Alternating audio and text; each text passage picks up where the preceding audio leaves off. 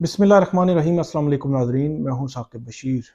बात करेंगे इमरान खान के ख़िलाफ़ एक केस जो है वो गुज़श्ता 1 साल से इस्लामाबाद की सेशन कोर्ट में ज़ेरे इल्तिवा है और वो केस है जज धमकी केस।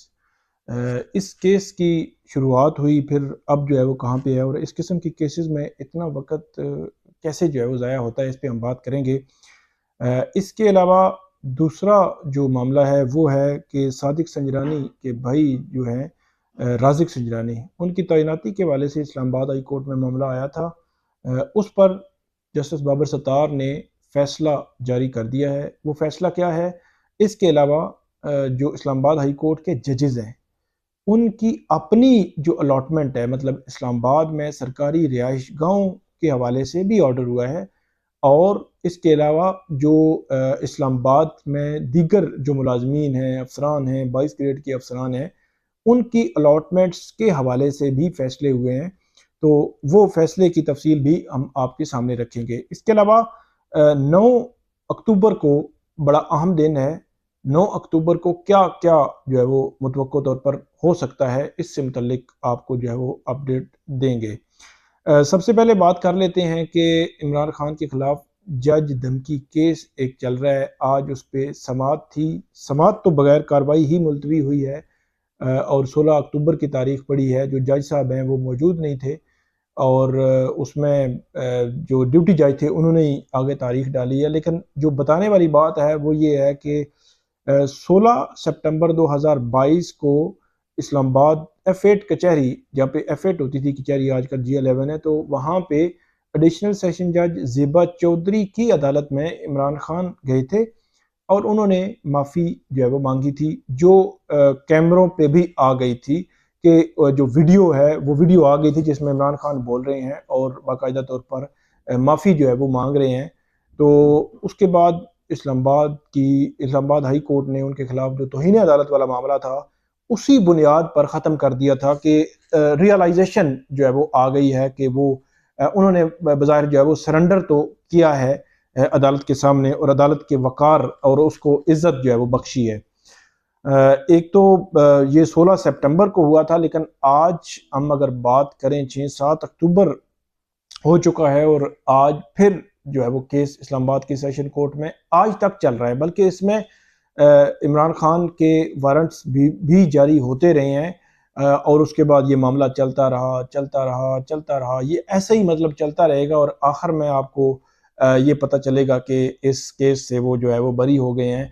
इस किस्म के कसीर तादाद में ऐसे केसेस होते हैं जिन केसेस में टाइम जो है वो लगता है। मेरा ये ख्याल है कि टाइम के ज़िया के अलावा कुछ नहीं होता। उसकी वजह कि एक बहुत बड़ी कार्रवाई जो है उस वक़्त इस्लामाबाद हाई कोर्ट ने शुरू की थी और वो कार्रवाई जो है वो इस बुनियाद पर ख़त्म हो गई कि जो अक्यूज़ था, जो मुल्ज़िम था, जिस पे इल्ज़ाम था, उसने उसी अदालत के सामने, उसी खातून की अदालत के सामने सरेंडर कर दिया था और उसकी वीडियो भी आ गई थी कि वो माज़रत भी कर रहा है। वो जिस तरह भी हो, वो अदालत में मौजूद नहीं थी, लेकिन उस अदालत के वक़ार को जो मजरूह किया गया था, उस वक़ार को मेरा ख़्याल है उससे उसका वक़ार बढ़ा था। जिस दिन इमरान खान जो है वो एडिशनल सेशन जज ज़ेबा चौधरी की अदालत में गए थे, जो पहले नहीं मानते थे इस किस्म की कि उनकी गलती है, लेकिन आखिर में उनको जाना पड़ा था। तो इस किस्म के केसेस जो है ये टाइम जो है आम लोग जो साइलिन हैं उनके केसेस को मिलना चाहिए, तो वो इन केसेस में लग जाता है। अगर कोई मैच्योर केस हो, मतलब कुछ ऐसे केसेस हैं जो मैच्योर लेवल पे जा सकते हैं, उन केसेस में डेफिनेटली जाना चाहिए। अगर किसी ने जुर्म किया है, इल्ज़ाम है, तो उसको सज़ा मिलनी चाहिए। तो एक तो ये था। दूसरा मामला 9 अक्टूबर की अगर हम बात करें तो 9 अक्टूबर को एक तो इमरान खान की साइफ़र केस में इस्लामाबाद हाई कोर्ट में 2 बजे समाअत है उनकी ज़मानत की दरख्वास्त पर और उसी दिन बज़ाहिर ऐसे लगता है कि दलाइल मुकम्मल हो जाएंगे। ओपन कोर्ट में समाअत होगी, जहाँ पे सेंसिटिविटी इन्वॉल्व होगी, उस सेंसिटिव नेचर के जो प्रोसीडिंग होगी उसको अदालत इन कैमरा करेगी। उसी रोज़ फैसला महफूज हो जाएगा। हो सकता है उसी रोज़ आ जाए, अगले दिन आ जाए या उससे अगले दिन आ जाए, लेकिन फैसला जो है उस रोज़ महफूज हो जाएगा। एक तो ये है। दूसरा साइफर केस की जेल समाअत पे भी है। तो जेल समाअत में तो कोई बहुत आउटपुट नज़र नहीं आती, जेल में नकूल तकसीम होनी है, लेकिन इस्लामाबाद हाई कोर्ट ने क्योंकि कल कह दिया है कि 3 4 रोज में वो जजमेंट दे देंगे जेल समात के खिलाफ जो इमरान खान की दरख्वास्त है। तो बज़ाहिर ऐसे लगता है कि 9 अक्टूबर को जो अडयाला जेल में समात होनी है उस समात में भी कोई कार्रवाई नहीं होगी, बगैर कार्रवाई आगे बढ़े वो मामला जो है वो उसमें तारीख ही पड़ेगी, क्योंकि इस्लामाबाद हाई कोर्ट का फैसला उसका सबको इंतज़ार है कि जेल समात के खिलाफ इस्लामाबाद हाई कोर्ट का फैसला जो है वो क्या होगा। इसके अलावा इमरान खान की 2 बड़ी जमानत की दरखास्तें हैं, एक है अलकादर ट्रस्ट केस, एक है तोशा खाना केस। इन केसेस में ये जमानतें जो है वो 9 के लिए लगी हुई हैं।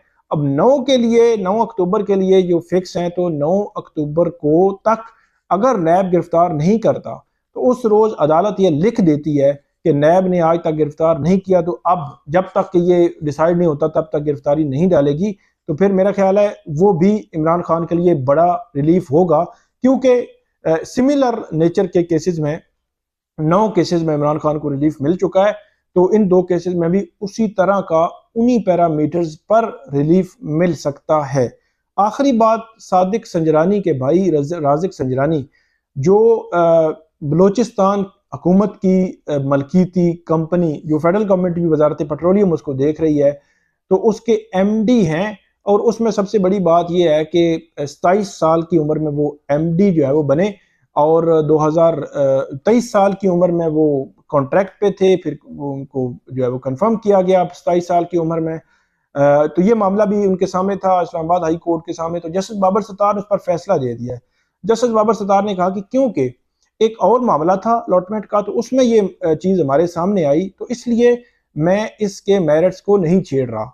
ये मामला उन्होंने भेजा वज़ीर आज़म को, वजारत पेट्रोलियम को, इसके अलावा SCCP को, कि उनको ये कहा है कि आप इस जो है वो देखें, AGPR जो है अकाउंटेंट जनरल को भी भेजा है कि इनकी तैनाती दुरुस्त हुई है या नहीं हुई, SCCP भी देखे और प्राइम मिनिस्टर भी देखे। और अदालत ने यह कहा है कि जो ऑब्जर्वेशन हमने दी हैं इस तैनाती से मुतालिक, उनसे आपने इन्फ्लुएंस नहीं होना, आज़ादाना देखें, लॉ देखें, कानून देखें कि क्या उनकी तैनाती दुरुस्त हुई है या नहीं हुई, क्योंकि अदालत ने यह लिखा है कि 2011 में प्राइम मिनिस्टर ने उनकी जो समरी मंजूर की थी, उस समरी के मुताबिक भी उनकी जो तैनाती है वो बड़ी इंपॉर्टेंट इस लिहाज से है कि समरी के मुताबिक भी उनकी तैनाती जो कंपनी के हवाले से जो कंपनी एक्ट है, जो रूल्स हैं, उसके तनाजुर में जो बोर्ड ऑफ डायरेक्टर्स हैं उन्होंने ये जो है वो करनी होती है, एमडी की तैनाती वज़ीर आज़म ने नहीं करनी होती। और साथ उन्होंने ये लिखा है कि SCCP के पास भी ये रिपोर्ट्स 3 साल बाद जमा नहीं करवाते रहे कि रीअपॉइंटमेंट की है या नहीं की।